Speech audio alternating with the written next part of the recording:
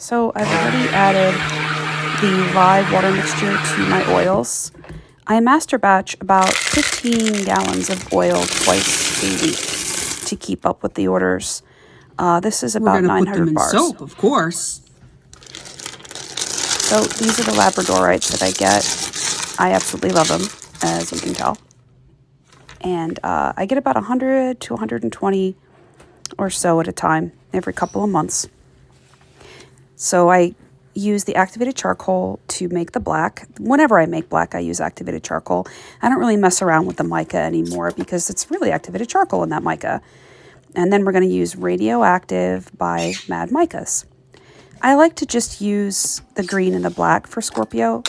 I've experimented in doing white as a third color before, but I just like the way it looks, the black and the green. So Fish here just flew over. He's supervising.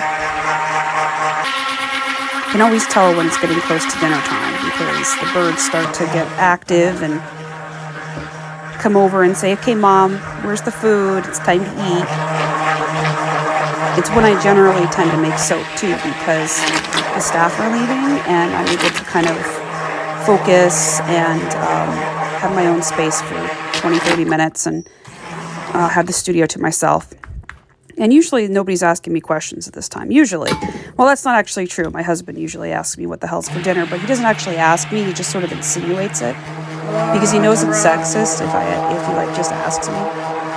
But he'll like kind of like wander down and like open the fridge and pretend that like he's not asking me where dinner is. It's like a thing that he does. Anyway, so I have 6 loaves worth of soap here. Or, and I always do like bigger loaves than normal. Like I overflow them a little bit. Here's the obligatory mess.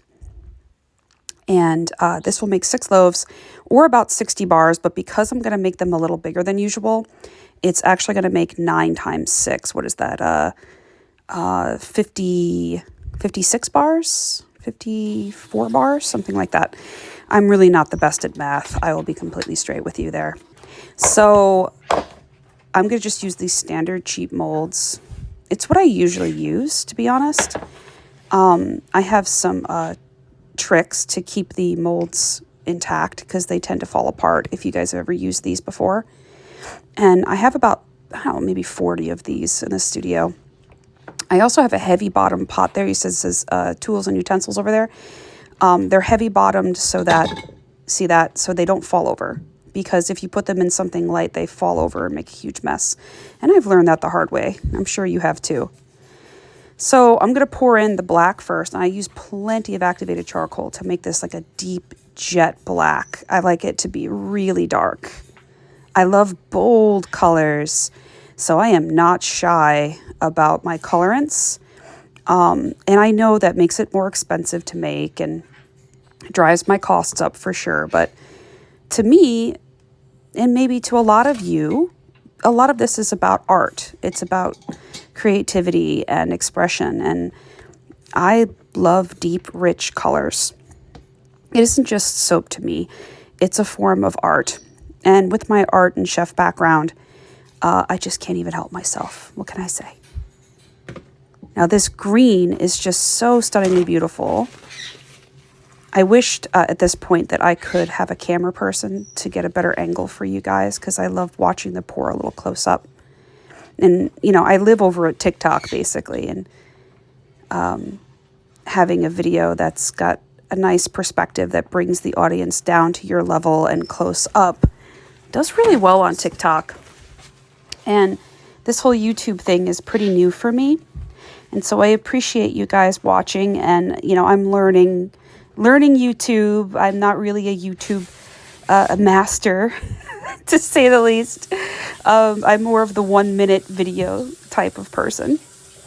And it's funny because when I first started doing that, I really thought that was like a tall order. I'm like, 1 minute? How do I get this under 1 minute? And now I make 15-second videos, 12-second videos, 9-second videos every day. We have about 250,000 followers right now. By the time you see this video, maybe it'll be higher over on TikTok. We've got 100K at our 3 Bird Soap account on TikTok. And then we've got about 280 at our Birds of Valhalla TikTok account. And then I have my marketing account too, which is Mean Marketer. If you'd like to also stalk me over there, I'd love to say hello to you. This stuff looks like slime. I love it. It's like Slimer from Ghostbusters, like 1980, whatever that was. I'm feeling a little bit old right now, but I'm not that old. Not too old to make a lot of soap really fast. I made some apple soap just before this, but I didn't put it on video. So this is my absolute favorite because the scent is from Nurture Soap. It's the Anarchy fragrance. It also is very similar to Lord of Misrule, which is a Lush fragrance. I have no affiliation with them. It's just Nurture Soap's like variation of that fragrance, their own interpretation. And it's probably my favorite fragrance. And I have over 400 fragrances in my studio, so it's saying a lot. So after I mix it a little bit with Sir Mix-a-Lot there and clean it up because I'm OCD, I have to play with the tops a little bit, of course. But it does take a few minutes for the soap to set up. I just love that contrast. I really do. I just use popsicle sticks to play with the tops a little. Now, the first time I went through here, it was just not quite ready. So I sped this part up because it really wasn't quite ready yet. So I had to actually go back and do it again after I gave it a good 10 minutes to set up. These are Labradorites that I got. I order them in bulk. The quality of these are just absolutely incredible. I have the same supplier, and every few months I get some more. Oh, I love this color. I think this is called Pineapple Assault by Mad Micah. I like to just do one side. By the time I'm done doing this, it should be set up enough for me to play with the tops.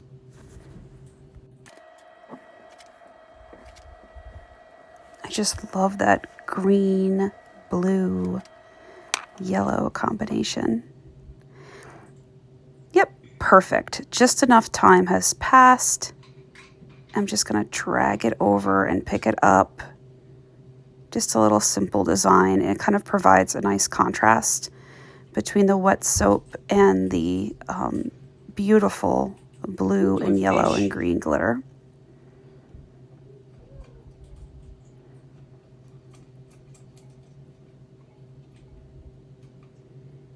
So the fragrance is described as being a patchouli blend. Hey! Fish! The fish just knocked over a plant. Come on. Yeah. Hey, fish, you're not supposed to... What are you doing, fish? Okay. So anyway, they describe it as patchouli blend, but honestly, it doesn't smell anything like patchouli to me, or really anybody else. I can't really put the scent into words. You just have to smell it. I've had people follow me in the grocery stores over this smell. Like literally, like, why are people following me? Like, am I being stalked? What is this? And then I've had the checkout people say, like, what are you wearing? Is that Victoria's Secret? Like, what is that? It's incredible. Like, what is it? Where do I get it? I'm like, oh, it's my soap. And like, of course I had to take the fragrance and make a body spray out of it too. So, yeah, I wear it like every day. I spray my hair with it. I spray my clothes with it. So I probably smell like it all the time. Now it's time for the fun part. These labs are beautiful. They are definitely not all blue. They've got a lot of orange. I've got some purples in here, which are really rare. And I'm going to try to space them out so that I put that one too close. I like to be able to cut the edges off so that you don't have like end pieces. So that one's going to probably be a wash, that one there, because I put it too close. But I'm going to try to get 9 good sized thick bars. Ooh, a purple one. Ooh, out of each loaf here. And I've got 6 loaves. Last time I made these, I made 9 loaves. And we are sold out. that wasn't too long ago either. It was about maybe 6 weeks ago. So lately I've been making between 6 and 9 loaves when I make my restocks. It's really beautiful. Labradorites are probably my favorite stone. If I could like make my whole bathroom and my whole kitchen labradorite, I totally would. I love that one. It's like peach and blue and purple. I love when they have like the whole rainbow in them. And like, honestly, this is not doing them justice. They're even prettier in person. You know, like when you turn like the light, look at the purple. Oh my God. I get so excited. I'm sorry. So excited. This one's got the stripies going on. I love the stripy ones. See, that one I did right. I gave it just enough of an edge that I can trim it. This one's got like some gold and yellow. I could just look at these all day. I don't know about you, but all day. I could just shine them all day. Some of these are like more of an oval shape. You know, guys, these are a good size too. Like, I don't think I know any other soap maker out there that gets stones like me. It's one of the things that we do differently. Like every soap maker does something different, right? So one of the things we do different is that we get really good quality stones for our soap. Like most of the time when people make stone soap, they just get like, you know, like whatever, you know, like that's absolutely how we started. But then I got like obsessive. I had to get like the good stuff. And it's not cheap, I'll be honest with you. And I had to go through like 20 different suppliers. And it took me a couple of years to find somebody I really, really like the consistent quality of. And I like to go straight to the source and get it directly from where they're produced. I find that the quality is better, the price is better, the consistency is better. So, and I've had people ask me like all the time, like, where do you get this? Where do you get that? And like, I do tell people where I get my colorants from. I do tell people about my recipe and that it's food-based and that I'm a chef and all this. But when it comes to my suppliers for my products like stones, I don't tell anybody because it did take me almost 3 years of trial and error to find my suppliers. And my suppliers may not be the correct suppliers for somebody else. Give kiss. Very important. Thank You gotta have a kiss once in a while. So he's such a handsome man. He's gonna be almost a year. He's even getting his ring. He's an Indian ringneck. His name is Fish the Bird. And we named him Fish the Bird because he loves water. You should see him in the water. He's got a perch in the shower. He shakes his tail feathers and he dances and he gets all crazy and he hops on my shoulder. He gets so happy in the water. It's so cute. Well, that one's like peach and then it's blue. Oh, it's gorgeous. So excited. Ooh, that one's got like neon green. You hear that in the background? That's Sully, my Quaker parrot. Oh, that one's got like orange and yellow. This will be the last one. That'll be number 9. We're on the last loaf here. Ooh, a stripey. This last loaf here got more of the green in it. Less black, more green. So I'll make a short video of like me making this and I'll put it on TikTok. And that this soap will sell quick. It'll sell real quick. I hope not too quick. I hope it lasts like a few weeks. We've got the holidays coming up, so I've got all 12 astrological soaps in stock right now, which is rare. So that people can order like couples boxes or Sunstar boxes, which is whatever your astrological sign is, plus like a candle and a lotion and a hand soap. And it's like a beautiful presentation for your astrological sign. And then you could also get a reading. And they're digital downloads. And we change them several times a year, so they're always relevant. We have an astrologer make them for us. It's our first digital download in our shop. And I hope that we're going to be able to carry some more digital downloads.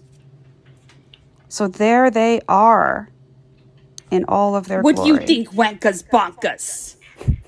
Mwah. Kill him. Yeah, I'm a crazy bird lady. What do you want? I think they came out really, really cool this time. I've already posted them on TikTok, and I think we've already sold 6, and that was like maybe an hour ago. It's pretty good. Not bad for a Wednesday night. That's all of them. This is Scorpio Soap by Birds of Valhalla. My name is Deborah Glaze, or Deborah Glaze. Come find me on TikTok. Love you guys.